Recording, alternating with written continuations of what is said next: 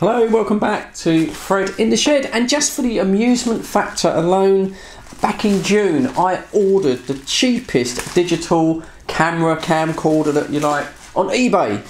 This came in at under £3. This was £2.99. Can you believe it? £2.99 delivered to the UK. I believe it's gone up a little bit now.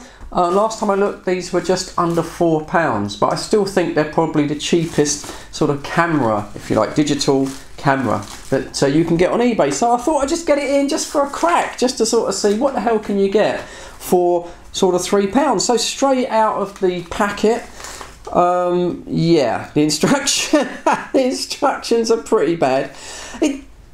At least it doesn't claim to be high def, although I do believe there's a high def logo there I've just seen on the camera body itself. But when you look on it, it's 640 by 480, so at least it's being honest and not claiming to be interpolated or something like that. Yeah, there we go. What else do we get? We get quite a useful little mini USB lead. In fact, that's going to be useful to me because that will fit one of my other cameras. That's probably paid for itself already. We get a little lanyard strap, which we're never going to use. And yeah, a little tiny chintzy keyring strap, which I'm never going to use. And yeah, well, here's the camera itself, and it's absolutely tiny. I mean, let's be fair credit here. It's obviously in the shape of a DSLR, digital sort of camcorder. It's even got a fake little screen on the back and the little buttons. I can't see any kind of LEDs or any display on it at all. We've got a little sort of slot there for the micro SD card, the charging port. Oh, there is a button there, and the lens itself. Straight away I can see a little bit of a problem. Let me just zoom in. Hopefully we'll get some focus. Right, that's better. Straight away, yeah, the lens is offset to the kind of aperture there. Can you see that? It's slightly over sort of to the right. And the outside sort of plastic doesn't look too good as well. It looks like slightly... Oh, I actually don't know. That might be... Hang on, that's scratching. That might just be a cover.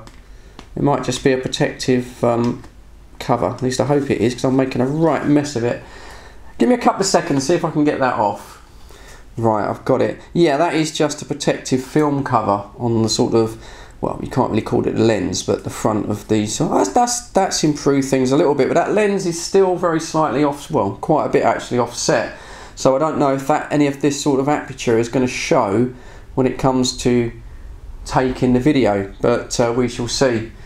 But yeah, I mean, overall it's quite funky, isn't it, really? I mean, it's, you know, I mean, I'm not exactly expecting a lot here for me £3, but these have been reviewed time and time again. I'm very late to the party here. Matt from Techmoan did a 1080p version of this a couple of years ago, but I don't think he paid £3. So there you go. That's the camera. Ignore the high def little logo. That's just put on there for show. And oh, by the way, it's called a Guinness. A little Guinness mini DV camera. I think I'd sooner, for £3 I don't think I could get a pint of Guinness for £3, to be honest, not here in the UK. So it's cheaper than a pint of Guinness, but I probably would enjoy a pint of Guinness more than I'm going to enjoy this camera. So anyway, I'm going to sort of fire it up, see if it works, and yeah, let's take some video. It does have a little microphone on the top, and let's see how bad it really is for £3. Just have to quickly correct myself. It does have a little built-in LED, tiny little thing. Can you see that? Just about make it out there through the little aperture. So it does have an indicator. Not exactly in the most obvious place, but it's buried deep inside the camera, but it does have an indicator. Anyway, going to try some video on it. Let's see how bad it is. As well as capturing video, the camera will of course take pictures. They are very low resolution, of course, 1280 by 960. That's less than 1 million pixels, and the colours themselves are very oversaturated, a little bit sort of blown out. There's no viewfinder, of course, and it makes it very difficult trying to frame the picture itself. So yeah, overall, as a camera taking photos, it's not all that successful. So here we are, some first footage with the camera, just out in the garden here. And the first thing that is difficult is because the lens is quite zoomed in. It's very difficult to sort of frame whatever you're trying to video, really.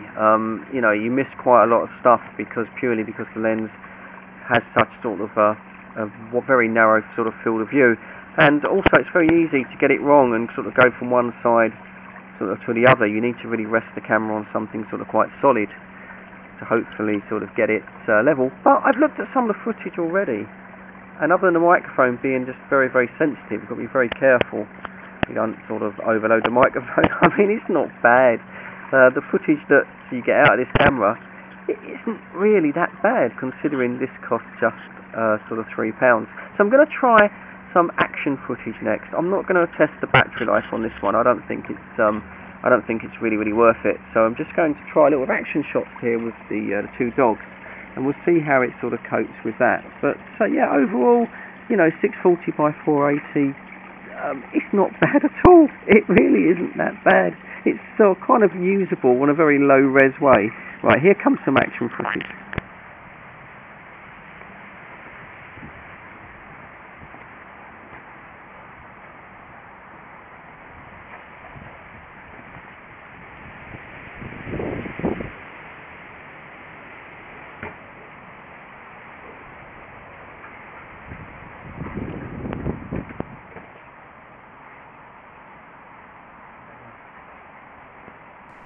So there you go.